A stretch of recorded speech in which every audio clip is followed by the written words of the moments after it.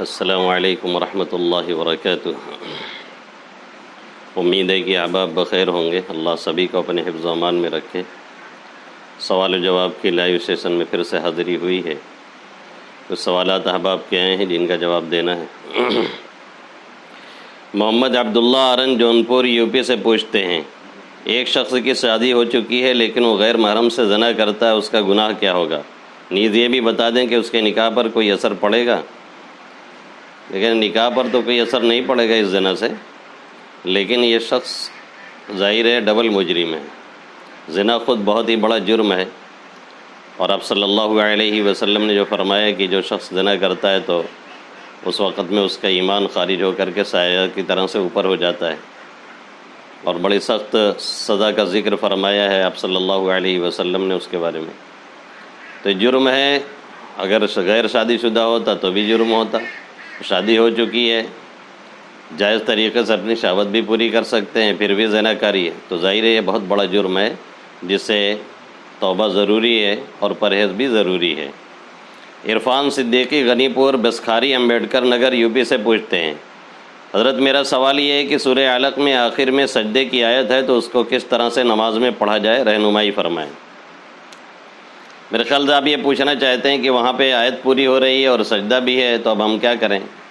ایک طریقہ تو وہی ہے جو لوگ عام طور پہ اپناتے ہیں کہ وہاں پہ سیدھے سجدہ میں چلے جاتے ہیں اور اٹھ کر کے پھر انا انزلنا پڑھ لیتے ہیں سورہ قدر، پھر جا کر کے رکوع سجدہ کرتے ہیں۔ اور دوسرا طریقہ یہ ہے کہ آپ وہیں پر رکوع میں چلے جائیں اور رکوع میں سجدہ کی نیت کر لیں، آیت سجدہ پڑھ کر کے رکوع میں چلے جائیں اور سجدہ کی نیت کر لیں تو سجدہ تلاوت ادا ہو جائے گا۔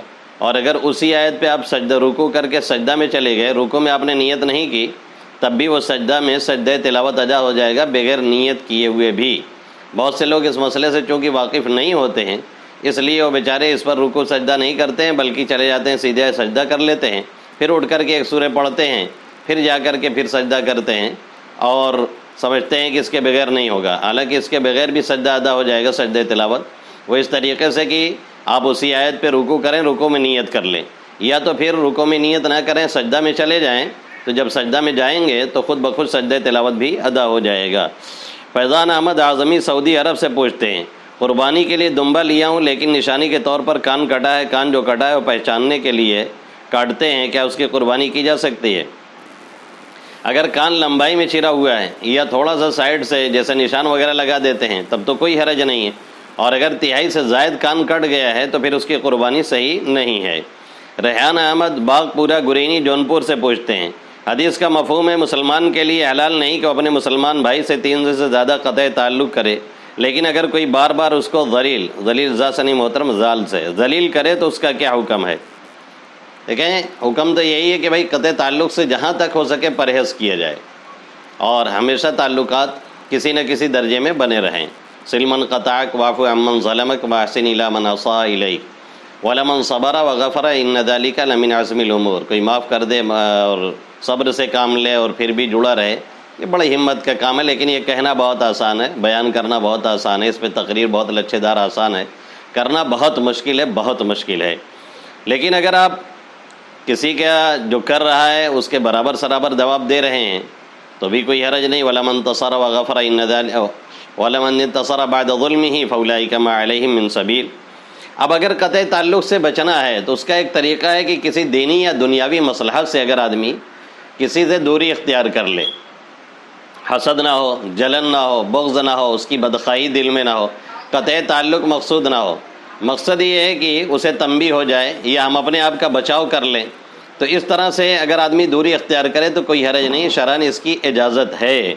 لیکن اس میں بھی یہ ہے کہ اگر سامنا ہو جائے تو سلام کرتے ہوئے آپ گزر جائیں، یا وہ شخص سلام کر لے تو آپ جواب دیتے ہوئے گزر جائیں، ضروری نہیں کہ آپ ساتھ میں اٹھے بیٹھیں تبھی تعلق کہا جائے گا، سلام کا جواب دیتے ہوئے گزر جائیں، سلام کرتے ہوئے گزر جائیں تو بھی تعلق مانا جائے گا۔ ابو بکر انصاری ساسارام مراد آباد یو پی سے پوچھتے ہیں، اگر چھوٹا بچہ پیدائش کے 6 روز بعد انتقال کر جائے اور اس کے کان میں اذان نہ دی گئی تو اس کا کیا ہوگا؟ بھائی بھی انتقال ہو گیا، اب کیا ہوگا؟ اب اذان دے کر کے اس کو زندہ تو کریں گے نہیں، انتقال ہو گیا، بات ختم ہو گئی۔ محمد عبداللہ گورکھپور یو پی سے پوچھتے ہیں، مفتی صاحب میرا سوال ہے کہ LIC کروانا کیسا ہے، اس میں جتنی صورتیں برائے مہربانی وضاحت فرمائیں۔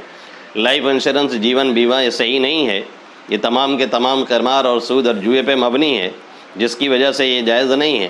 کسی خاص شکل میں کسی نے اگر کہیں پر کچھ گنجائش دی ہے تو اس کی کوئی الگ بات ہوگی، کوئی مجبوری رہی ہوگی، عام حالات میں اس کی گنجائش نہیں ہے۔ معین الدین ممبئی سے پوچھتے ہیں، مفتی صاحب قربانی کے حصے میں بوری حضرات بھی شامل کر سکتے ہیں؟ جیسے ان کا 3 نام ہے اور اپنا 4 نام ہے، رہنمائی فرمائیں۔ نہیں کر سکتے، شاید آپ کو ان کے عقائد کا علم نہیں ہے۔ ان کے عقائد پورے کے پورے شرکیہ ہیں، ان کی اذان بھی الگ ہے، ان کی نماز بھی الگ ہے۔ جو ہم لوگوں کی مشہور معروف اذان ہے، اس اذان میں ان کا کافی زیادہ اضافہ ہے، اور کلمہ بھی ان کا الگ ہے، اور اسی طریقے سے ان کا امام یہ واجب و مفروض الطاعہ ہے، اور اس کی اطاعت فرض ہے، اور وہ معصوم ہوتا ہے، یعنی جیسے نبی معصوم ہوتا ہے، اور حلال و حرام کا مالک ہوتا ہے، جس کے لیے جو چاہے جائز کر دے، جو چاہے ناجائز کر دے، زمین آسمان کی ملکیت اس کی ہے۔ اس طرح کے بہت سے ان کے عقائد ہیں۔ تو خلاصہ یہ ہے کہ یہ ایک شرک کرنے والا فرقہ ہے، اور کسی بھی مشرک کی شرکت سے قربانی کسی کی صحیح نہیں ہو سکتی ہے۔ محمود الحسن پرتاپ گڑھ یو پی سے پوچھتے ہیں، مفتی صاحب اذان سے پہلے سنت پڑھنا کیسا ہے؟ مدلل جواب عنایت فرمائیں۔ وقت ہو چکا ہے تو پڑھنے میں کوئی حرج نہیں۔ اذان کے لیے تو اس لیے رکے رہتے ہیں کہ وقت کا پتہ چل رہا ہے، باقی آپ کو معلوم ہے کہ وقت ہو چکا ہے، تو اگر آپ اذان سنت پڑھنا چاہتے ہیں اذان سے پہلے تو کوئی حرج نہیں۔ جیسے کہیں جانا ہوتا ہے تو آدمی اپنی نماز نہیں پڑھ لیتا ہے، سنت ہے یا اپنے فرض بھی ہے، اذان نہیں ہوئی ہے لیکن ٹائم ہو چکا ہے، کہیں نکلنا ہے، کہیں راستے میں ہے تو آدمی پہلے بھی پڑھ لیتا ہے، کوئی حرج نہیں، وقت ہو جانا چاہیے بس۔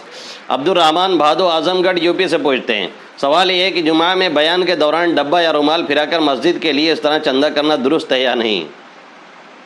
دیکھیں، خطبہ کے دوران جب خطیب خطبہ دے رہا ہو ممبر پہ تب تو بالکل نہیں صحیح ہے، اس میں دو رائے نہیں ہے، یا اسی طریقے سے نماز کے بعد فوراً تب بھی ٹھیک نہیں ہے۔ کیوں ٹھیک نہیں ہے؟ اس لیے کہ اس وقت دعا مانگ کر کے سنت پڑھنا ہے، اور کچھ لوگ ایسے بھی ہوں گے جن کی نماز چھوٹی ہوئی ہوگی، وہ نماز اپنی پوری کر رہے ہوں گے، ان کو ڈسٹرب کرنا لازم آئے گا۔ باقی جو صورت آپ نے سوال میں رکھا ہے کہ جمعہ میں بیان کے دوران کر تو سکتے ہیں، اس میں دو رائے نہیں ہے کہ جب بیان چل رہا ہے تو کر سکتے ہیں۔ دو باتوں کا خیال کیا جائے، ایک تو یہ کہ لوگوں کی گردنیں نہ پھلانی جائے، ان کو تکلیف نہ پہنچائی جائے، دوسرے یہ کہ کسی نماز پڑھنے والے کے آگے سے نہ گزرا جائے۔ باقی یہ طریقہ میں مناسب نہیں سمجھتا ہوں، مجھے اچھا نہیں لگتا بھائی، جہاں بھی یہ ڈبہ اور رومال گھومتا ہے مجھے دیکھ کر کے عجیب سا لگتا ہے۔ مسجد میں اور اس طرح کی مسجد کے لیے چندہ، کیا لوگوں کا شعور اتنا مر گیا ہے؟ کنارے کہیں انتظام کر دیں، کوئی شخص خود بیٹھ جائے رومال وغیرہ لے کر کے، یا کوئی ڈبہ وغیرہ نصب کر دیں، اعلان کر دیا کریں نماز سے پہلے یا نماز کے بعد، بھائی وہاں آپ لوگ جو ہو سکے تعاون کرتے جائیں، یہ اچھا ہے۔ باقی یہ رومال گھمانا عجیب سا لگتا ہے۔ ابو طلحہ شاگن جونپور یو پی سے پوچھتے ہیں، امام کے پیچھے نماز کے دوران دل میں دعا مانگ سکتے ہیں؟ امام کے پیچھے آپ کھڑے ہیں تو یہ دھیان رکھیں کہ ہم امام کے پیچھے اقتدا کر رہے ہیں، نماز پڑھ رہے ہیں، اللہ کے سامنے کھڑے ہیں، جو پڑھا جا رہا ہے اس پہ توجہ رکھیں، اس کا مفہوم کیا ہے اس طرف دھیان دیں، وہاں دعا مانگنے کی ابھی گنجائش نہیں ہے، جو پڑھنا ہے وہ پڑھیں۔ محمد رئیس لال دروازہ جونپور سے پوچھتے ہیں، گھر پر نماز پڑھنا کیسا ہے؟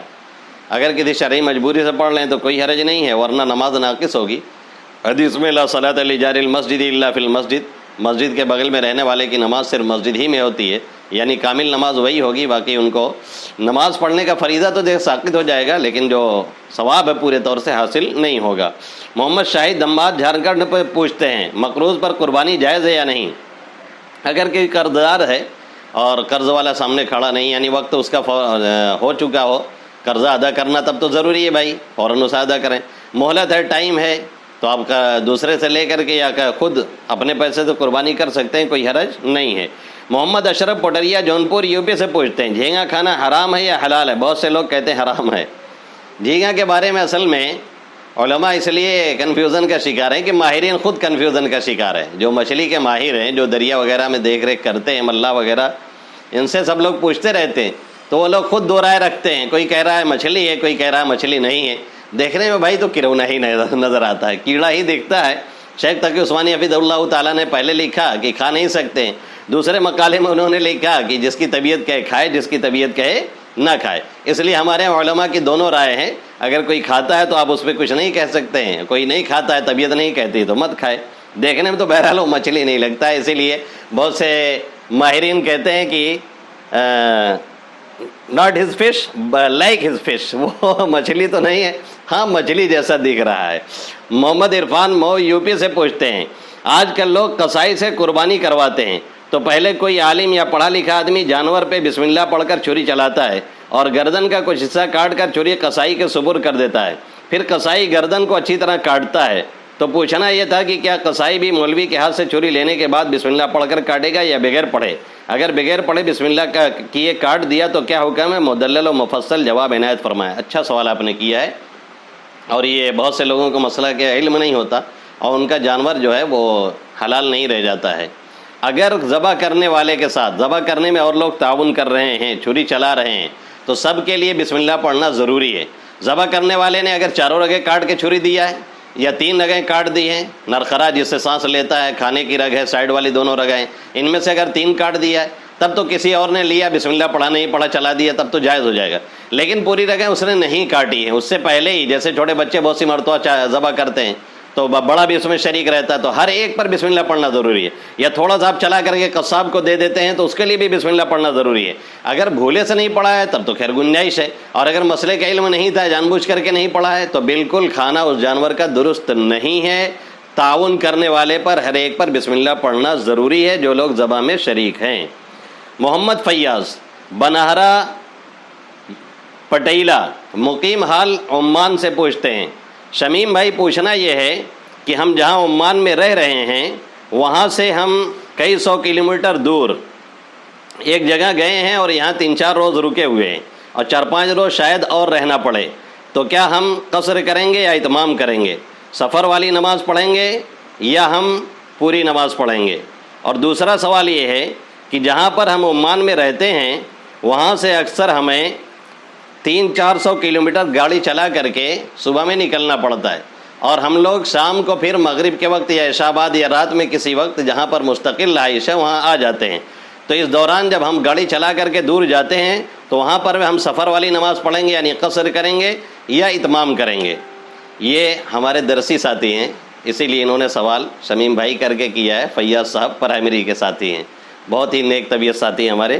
جواب یہ ہے کہ جہاں پر آپ گئے ہیں وہاں پر 2-3 روز 4 روز آپ رہیں، آپ کا ارادہ 2-4 روز اور رہنے کا ہے تو آپ قصر ہی کریں گے، سفر والی نماز پڑھیں گے، اتمام نہیں کر سکتے۔ اگر آج کل میں 15 دن سے زیادہ بھی گزر جائے تو بھی آپ قصر ہی کریں گے، اتمام نہیں کریں گے، پوری نماز نہیں پڑھیں گے۔ اور دوسرے سوال کا جواب یہ ہے کہ جہاں آپ مستقل لے رہے ہیں وہاں سے جب آپ ٹرن اوور کرتے ہیں 300 کلومیٹر 400 کلومیٹر یعنی 77 کلومیٹر جو سفر شرعی کی مقدار ہے، اس سے زیادہ جب بھی آپ جائیں گے تو آپ راستے میں قصر ہی کریں گے، اور جب اصلی جگہ آپ آ جائیں گے جہاں پہ مستقل رہنا ہے اور رہنا ہوتا ہے تب جا کر کے آپ اتمام کریں گے، ورنہ قصر ہی کریں گے۔ حضرت مولانا مفتی احمد شمیم صاحب دامت برکاتہ، السلام علیکم ورحمۃ اللہ وبرکاتہ، امید ہے کہ مزاج بخیر ہوگا۔ ضروری گزارش یہ ہے کہ کسان جو کھیتی کرتا ہے، کھیتی کی کتنی پیداوار یعنی کتنی مقدار پر کتنا غلہ زکوٰۃ نکالا جائے گا؟ اگر کھیتی بارش کے پانی سے تیار ہوئی تو کیا حکم ہے؟ مدلل جواب عنایت فرمائے۔ امید کرتا ہوں سوال و جواب کی نشست میں اس سوال کا جواب نشر فرمائیں گے۔ محمد یوسف رحیمی اعظمی بلسیا امباری اعظم گڑھ یوپی سے پوچھتے ہیں۔ وعلیکم السلام ورحمۃ اللہ وبرکاتہ۔ جی الحمدللہ بخیر ہوں، امید ہے کہ آپ بھی بخیر ہوں گے۔ آپ نے میسنجر پر بہت پہلے اس سوال کو اٹھایا تھا اور ہم نے آپ سے وعدہ کیا تھا کہ جواب دیں گے، اور آپ نے یہ بھی لکھ دیا تھا کہ سوال جواب کی نشست میں نشر کرنا ہے، اس لیے بھول ہو گئی اور کافی طویل عرصہ گزر گیا، پھر آپ نے یاد دہانی کرائی، اس کے لیے شکر گزار ہوں۔ آج اس سوال کو میں لے رہا ہوں۔ اس کا جواب یہ ہے کہ پیداوار تھوڑی ہو یا زیادہ ہو، بہرحال اس میں عشر یعنی 10واں یا نصف عشر یا 20واں آئے گا۔ اب اس کی تفصیل یہ ہے کہ اگر بارش کے پانی سے کھیتی سیراب ہوئی ہے یا نہر ندی وغیرہ کے پانی سے جس کی لاگت نہیں آتی، جس کا خرچہ نہیں دینا پڑتا ہے، تب تو آپ کو عشر دینا ہے یعنی 10واں دینا ہے، یعنی 100 کلو میں 10 کلو، 10 دام 100، 1 کنٹل میں آپ کو 10 کلو دینا پڑے گا۔